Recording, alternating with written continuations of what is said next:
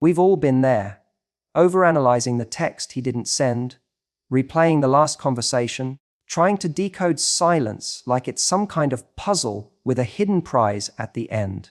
And while we sit there wondering what went wrong, he's out there doing whatever he wants with the confidence of someone who thinks you'll still be there if he changes his mind. But here's the truth. Every time you reach out, wait around, or try to remind him what he lost, you're not making him miss you. You're feeding his ego. Today is not about getting him back. It's about getting you back. Because the real power move isn't proving your worth to him. It's becoming someone he regrets ever losing and making damn sure he only watches your glow up from the sidelines. Let's talk about how to stop feeding his ego and start feeding his regret. When someone pulls away, the most natural instinct is to fill the silence, to reach out, to get clarity, or at the very least, to remind them of what you shared. We think, if I just say the right thing, maybe he'll realize what he lost. But here's the truth that most people don't want to admit. The more you try to pull someone back who's already walking away, the more you confirm for them that they have control. And that control feeds their ego. It tells them, I can disappear, act cold, withhold effort, and she'll still chase me. That's not love, it's leverage. And it's completely one-sided. Your silence, on the other hand, has weight. It forces a person to confront the space you used to fill. When someone expects you to react, to check in, to fight for them, to keep showing up, and instead you give them nothing, that's when the discomfort sets in. That's when regret starts to whisper. Not immediately, not dramatically, but quietly, persistently. Silence forces them to wonder if maybe you're doing just fine without them. If maybe you've started moving on. If maybe, just maybe, they weren't as unforgettable as they thought. We often confuse silence with weakness. But in the context of emotional dynamics, silence is strength. It shows self-control. It shows boundaries. It shows that you're not here to beg for love. You're not going to make noise just to keep someone's attention. When someone ghosts, plays games, or pulls away, they're often testing whether you'll still orbit around them. The more you orbit, the more they feel like the sun. But when you remove your energy, when you stop texting, stop checking in, stop reacting, they're left standing in their own silence. That's when ego turns to confusion.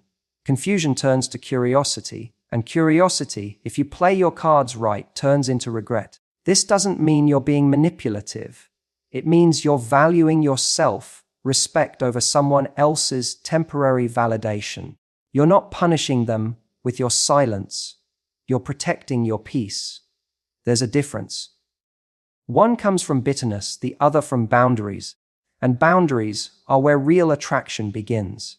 The irony is that when you stop trying to get someone back, that's often when they start coming forward. But here's the shift: by then, you may not even want them anymore. Because in that silence, you grew. You remembered who you are. You stopped trying to prove your worth and started living like someone who already knows it. And that is what feeds regret. Not the angry texts, not the emotional pleas, not the social media posts aimed to spark jealousy. Regret is fed when they realize you're not playing anymore. You're not performing. You're gone quietly, powerfully, fully. So the next time you feel the urge to reach out and remind him how great you were, don't. Let the silence speak. Let your absence do the talking. Because if he didn't appreciate your presence, he damn well deserves to feel your absence. Self-respect isn't loud. It doesn't beg. It doesn't chase. It doesn't try to convince someone to choose it. Self-respect stands tall, even in heartbreak, and says, I know who I am, and if you don't see my value, that's your loss, not mine. It's not about being arrogant or cold. It's about understanding that love isn't about proving yourself.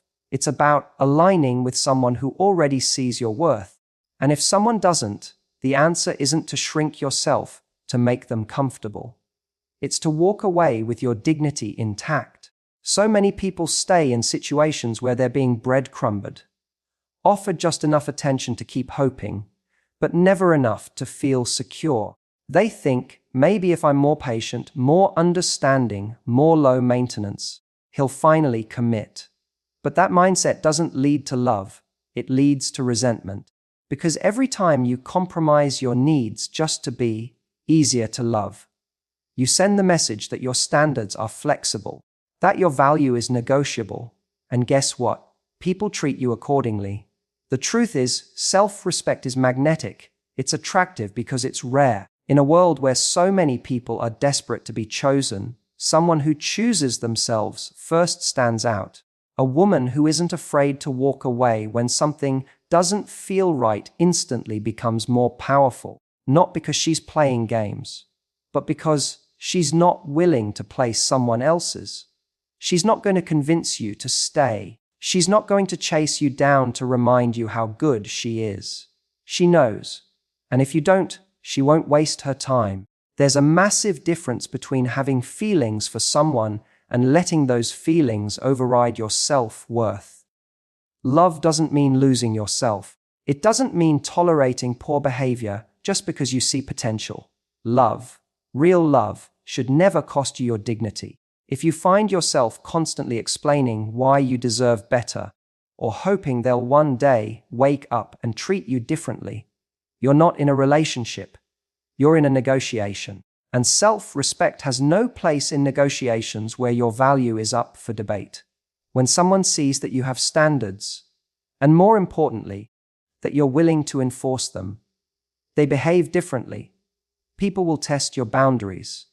They'll see how much you'll tolerate. That's not always malicious. Sometimes it's just human nature. But the way you respond sets the tone. If you keep rewarding bad behavior with more effort, attention, and patience, you're teaching them that you'll stick around no matter how little they give. But if you say, "This isn't enough for me, and I won't settle," and you actually mean it, you flip the dynamic. Now they have to meet your standard or lose you. And yes, that might mean losing people who don't want to rise to that level. Let them go. Your self-respect should never be the price of companionship.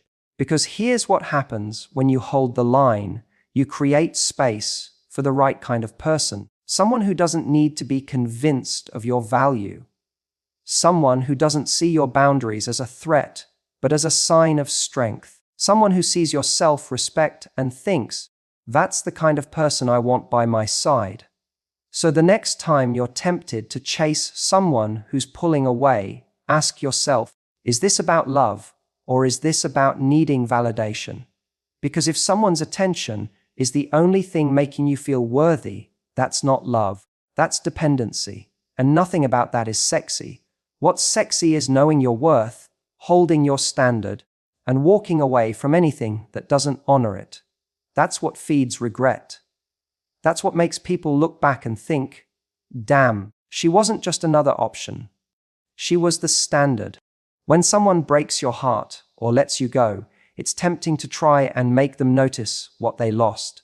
You might start posting carefully curated photos, dressed to impress, captioned just right to show you're totally fine.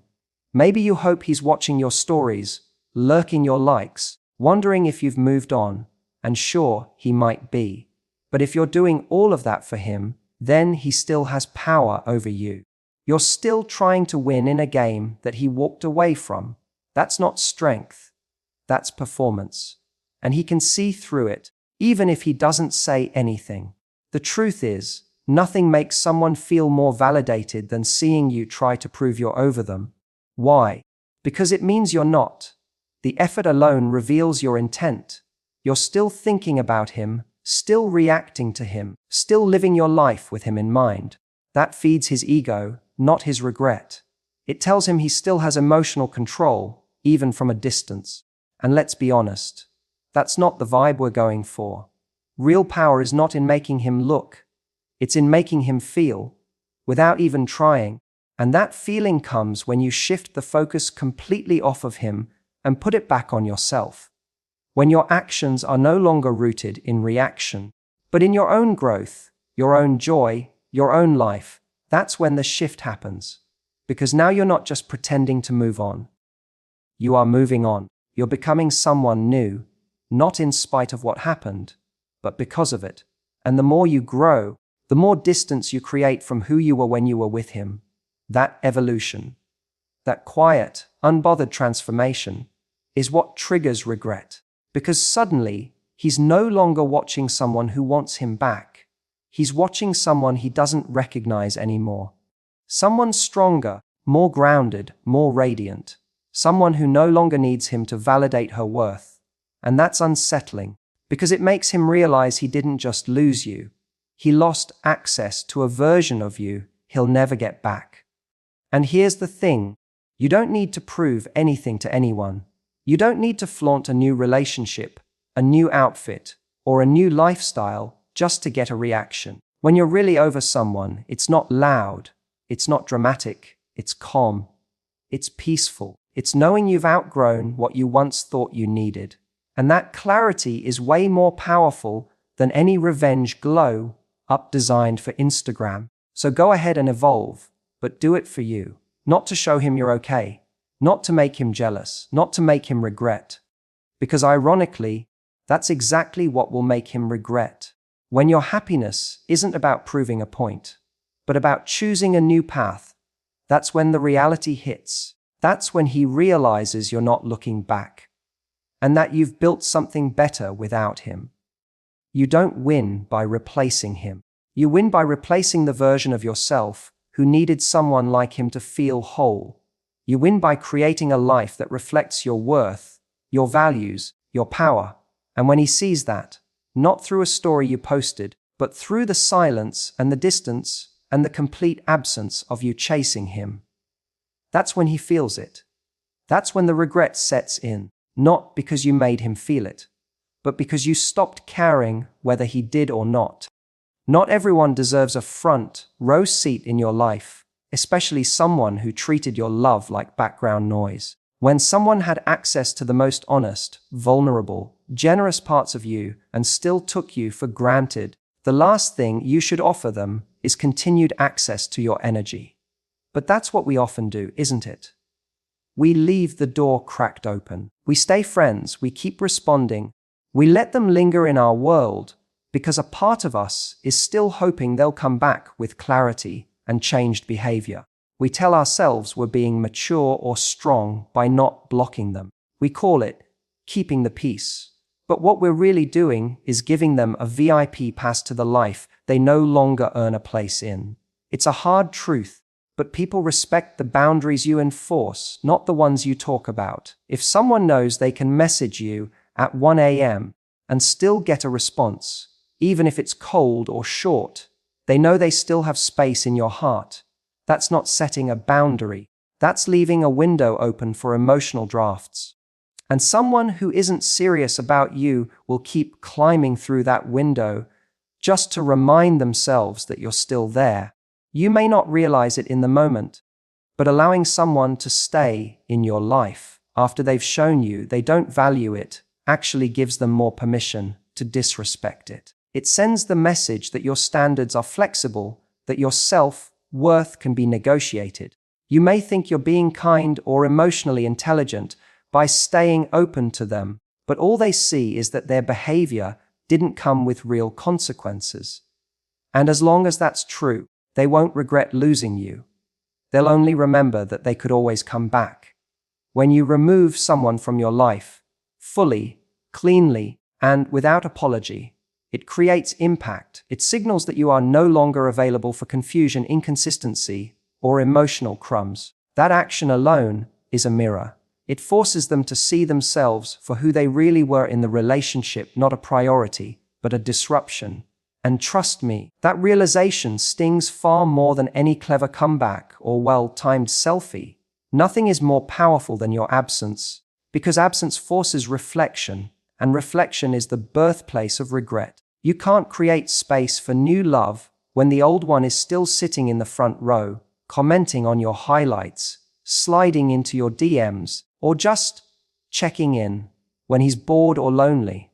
Every time you allow that, you're telling the universe that you're still emotionally occupied, that you haven't truly moved on, that you're available for more of the same. But when you truly shut the door, you change your energy. You go from being accessible to being untouchable, and not in a cold, bitter way, but in a way that says, I've grown past the point of entertaining anything that doesn't nourish me. That's what makes someone regret losing you. It's not the photos, the rebounds, the messages they might see online. It's the total loss of access. It's when they reach for the connection they used to have and realize it's no longer there. Not because you're being petty, but because you've evolved. You've chosen to protect your peace over prolonging a relationship that already failed to honor you. And the moment they see that they've been moved from front row to out of view, that's when it hits. That's when they finally understand they didn't just lose someone, they lost you. Closure is one of the most misunderstood concepts in relationships. People chase it like it's a final conversation, a perfectly worded apology, or some emotional moment that ties everything up with a neat little bow. They wait for the other person to acknowledge their wrongs, to validate their pain, to give them permission to move on. But the hard truth is, closure is rarely something you're given. Most of the time, it's something you create on your own. And the more you wait for someone else to give it to you, the longer you stay stuck in a story that already ended. When someone leaves you confused, hurt, or abandoned without explanation, your instinct is to look for answers. You think, if I could just talk to him one more time, if I could just understand why he changed, maybe then I could let go. But what you're really doing is trying to make sense of a choice that probably had nothing to do with you and everything to do with where he's at. The closure you're hoping to find in his words can't fix what's already been broken in your trust. Because someone who cared would have given you clarity when it mattered, not after they'd already caused damage. That's why closure isn't about the conversation you never got. It's about the decision you do get to make now. The decision to stop reopening emotional wounds by returning to someone who didn't protect your heart when they had the chance. The decision to stop begging for understanding from a person who didn't offer it when they walked away. It's you choosing to take the mess they left and say, this is no longer mine to carry. I'm not going to keep giving energy to someone who couldn't give me honesty. We romanticize the idea of closure because it feels like a satisfying ending. But relationships don't always end cleanly. Sometimes they end in silence, in confusion, in slow fades and unanswered messages. And that's painful, but it's also revealing, because someone who truly values you doesn't leave you with questions. They give you presence, not puzzles. So if someone exits your life in a way that leaves you lost, take that as your answer. That is the closure. The way they left is proof of what you needed to know. They weren't capable of giving you what you deserve. Taking your power back means accepting that you don't need the other person to validate your decision to move on.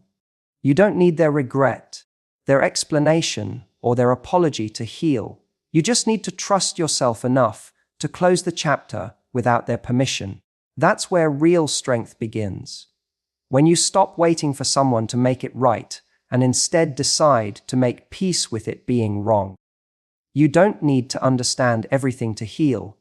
You don't need to know what he was thinking or whether he ever cared. The only thing you need to know is that he didn't show up for you in the way you needed. And that's enough. That's your sign. That's your permission. That's your closure. The most powerful thing you can do is walk away without a dramatic ending. No final texts. No begging for clarity. Just silence. Just a boundary. Just a quiet decision that says, this chapter is done, and I'm done trying to rewrite it. Because when you give yourself that kind of closure, calm, internal, and unapologetic, it doesn't just end the relationship. It ends the emotional grip it had on you. And in doing that, you free yourself. Not because he gave you what you needed, but because you finally gave it to yourself. There's a difference between being someone's lesson and being their exception. The exception is the one they take for granted, thinking, she'll always be there. The lesson is the one they remember because she didn't stay when the bare minimum was offered. Being the exception means you tolerated more than you should have, hoping one day he'd change. Being the lesson means you knew your worth, and when he didn't meet it, you walked away and never looked back. That's what sticks with people. That's what turns into regret. We all want to believe that we'll be the one to change someone, that will be the person who finally gets through, the one who inspires him to grow up, commit, and be better. But if you have to become a contortionist to be loved, constantly explaining, justifying, tolerating, then you're not the exception, you're the enabler, and all you're doing is teaching him that someone will still stay even when he doesn't show up fully. That's not special. That's settling. Being unforgettable doesn't come from sacrificing your standards. It comes from honoring them so fiercely that when someone loses you, they feel it deeply. Not just because they miss you, but because they know they had access to something rare and didn't treat it right. That kind of loss lingers. It creeps in slowly when the texts stop coming, when they check your profile and realize you're no longer watching theirs, when they try to reach out and get no reply. It hits when they meet someone new and she doesn't carry herself like you did. When she tolerates the same things you didn't. When they realize that what they thought was normal in love was actually a privilege they mishandled. You don't become the lesson by punishing someone or trying to make them feel bad. You become the lesson by removing yourself entirely and showing, through your actions, not your words, that you're not interested in being chosen second, third, or only when it's convenient. You become the standard that makes them reassess what they thought they could get away with. And no, they may never say it out loud. Most people won't admit when they regret losing someone good, but it shows in the silence, in the way they linger in your digital shadow, in the way they never truly move on because they know they had something solid and fumbled it. That doesn't mean they didn't care about you. It means they didn't care enough to step up when it mattered. And by walking away without a dramatic exit, without begging, without explaining, you become the one they measure others against. Not because you played hard to get, but because you refused to stay when your needs were ignored. You weren't the easy choice. You were the right one, and he wasn't ready for that. There's a quiet kind of power in being the one who got away, not because you were elusive or unavailable, but because you showed up fully, offered something real, and then left when it wasn't valued. That's what burns. That's what haunts. Not the one who kept coming back, not the one who tried to fix it 100 times, but the one who loved honestly and then let go with grace when it wasn't enough. You don't need revenge, closure, or attention to leave an impact. You just need to know your value, walk in it, and never lower it for someone who doesn't rise to meet it. Let him learn the hard way that not every woman will stick around while he figures himself out. Some women leave, and in doing so, they become the lesson he never forgets. You don't feed his ego with your silence, your self-respect, or your glow up. You feed his regret by reclaiming your peace, choosing yourself, and refusing to settle for crumbs when you were always the whole damn meal. The power isn't in making him look back. The power is in not caring if he ever does. Because this journey isn't about revenge. It's not about playing games. It's about rising, quietly, confidently, and completely, without needing permission, validation, or apology. You don't need to be the one he comes back to. Be the one he never gets over. Be the lesson that taught him he should have done better. And more than anything, be the woman who, no matter how it ended, walked away with her head high, her heart healing, and her standards intact. That's not heartbreak. That's power.